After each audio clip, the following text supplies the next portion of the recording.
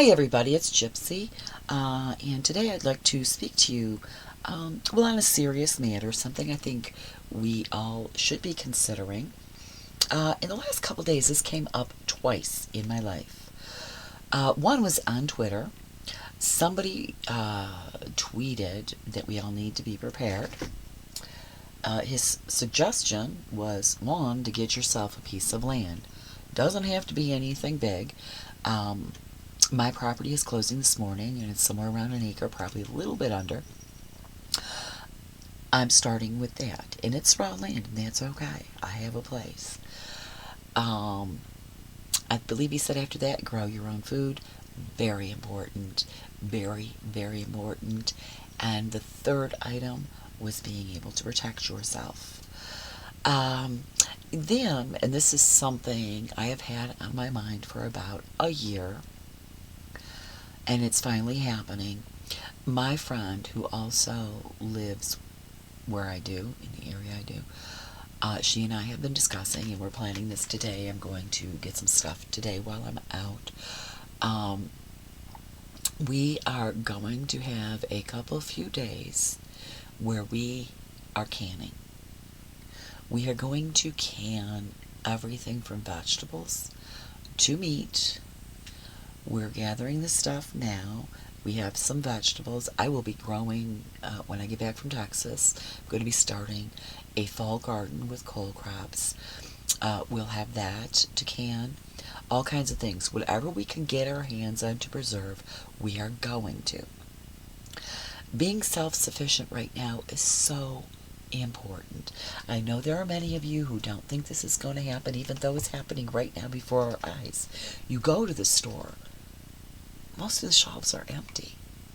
And it's only going to get worse. I have been hearing, and not just from other psychic mediums, but from your, average everyday person who is knowledgeable on these things, come fall, like around November, it's supposed to get worse. I mean, a downright famine. And the gasoline prices and everything, I mean, it's ridiculous. So this is why I want to stress this. If it is all possible for you to do this, and I believe most people can, get yourself food that you can preserve. Stock it up. We're going to be making a whole mess of them. Another thing is, if you live in an area where you can work together as a community, that's another good thing. Now, I'm new to this area. I just bought my land. Now, my friend Kim, she bought her land in December, but didn't move in here until May or June, I think. But she is such a social butterfly. She has met a lot of friends here. So I have met all her friends, and they're my friends. Kim and I are making plans to create a community that works together here where we are. It is very rural, but we would like to work together with the ranchers. We live in a free-range area. One of the things we'd like to do, if we see their cattle and one of the cows or bulls are in distress, or one of their herd dogs is in distress, that we can contact them, because our ranchers and our farmers are very important to us. I would suggest you no longer count on big corporations and grocery stores, unless it's a small market or something, to get your food and other provisions from.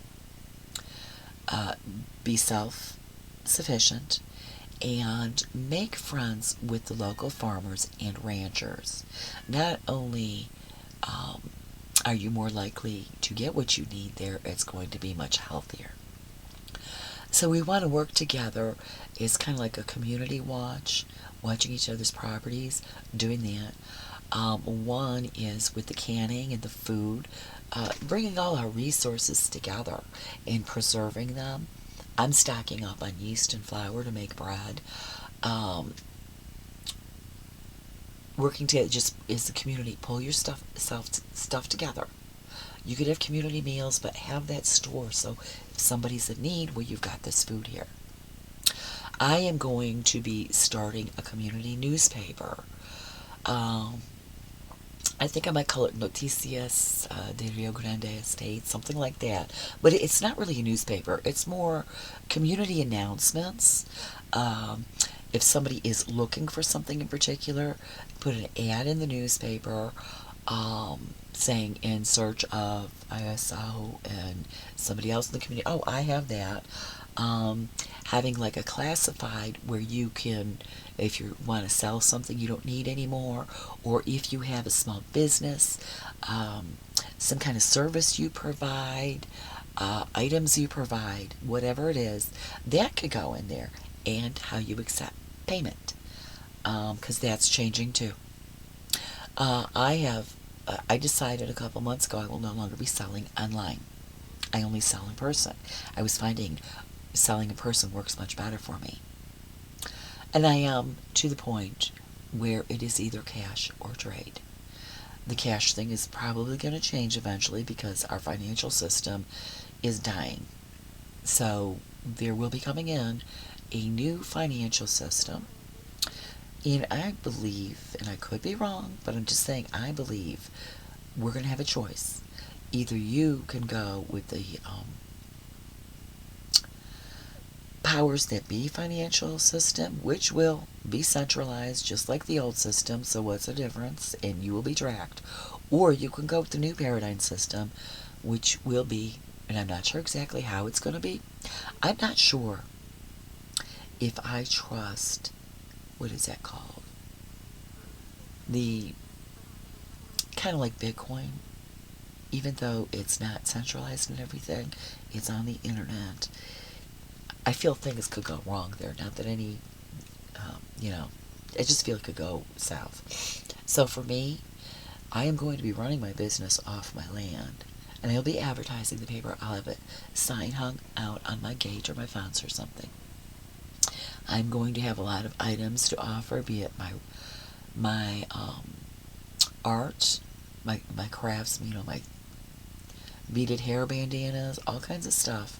I'll be selling that. I will be selling herbs and vegetables, fresh herbs, dried herbs, vegetables, seedlings, and I'm going to be selling chicken eggs. And I will probably, knowing me, oops, Spirit got too close to the camera again, I will probably figure out other things knowing me. But I'm going to be doing that locally. And payment is going to be either trade or cash. I feel this is very serious, and it is happening. We are way past due for changes. And that is where we are now. So I just wanted to have this video discussion with you, just to tell you, do as much as you can to be prepared, even if it's something small. You live in an apartment in a city, you can have a garden on your balcony, in your house. If you look, I don't know how to do that, but there are whoops, Spirit got too close to the camera again. There are a lot of people have videos. I saw this one, it was amazing. This person lived in a small apartment, and in their kitchen they were growing so many vegetables. And not only did it look pretty, they're producing food for themselves. It's amazing. So do searches for that if that's your situation. If you live in the suburbs and you have maybe a quarter of an acre or less of land, you can make a small, I think they call them postage stamp gardening.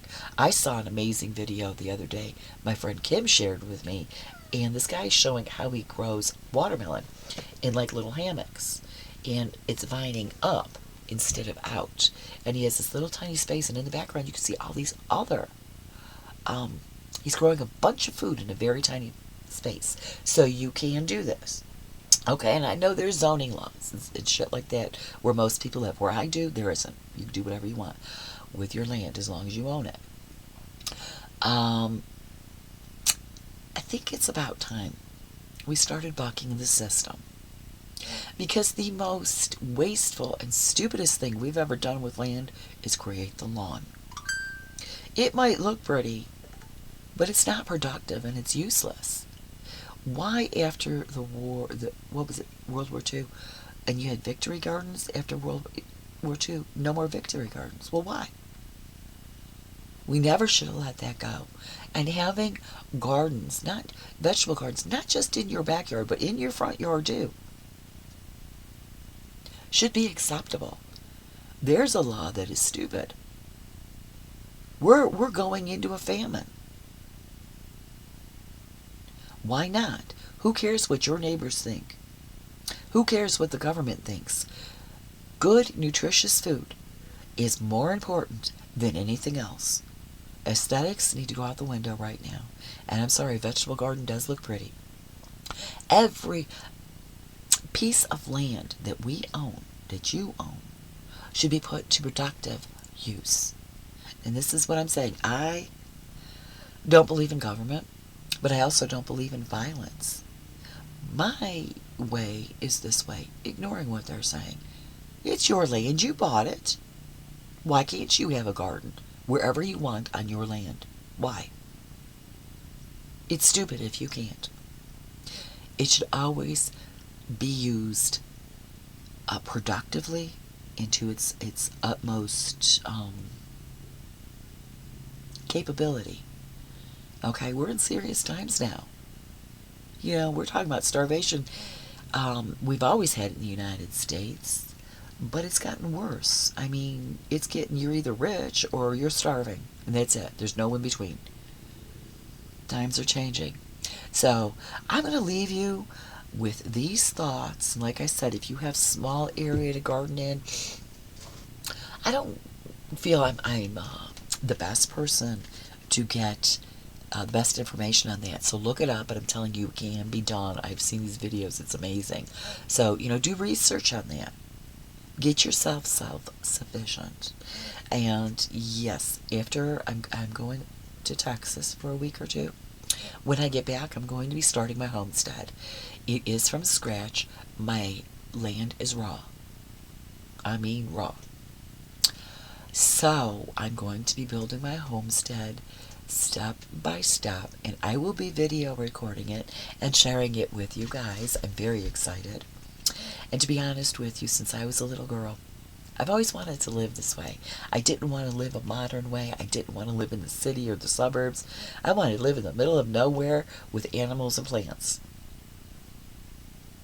Very little power. No, I have to go fetch my water. So, I know it might sound silly to some, but I have dreamed about this. I never thought it was possible. But, being the spiritualist that I am, I feel very strongly that I planned this before I came into this life, which is where I got that desire in a modern time to live an old-fashioned way. Because when I became an older woman, it would be necessary. So, it is my dream come true. And I'm sorry it has to happen due to such difficult times. But we all, probably won't last forever. Do it now, and if this is not your cup of tea, do it now to survive. And then later you can, go back to doing what you do. So, anyways, I'm going to leave you with that. Blessed be.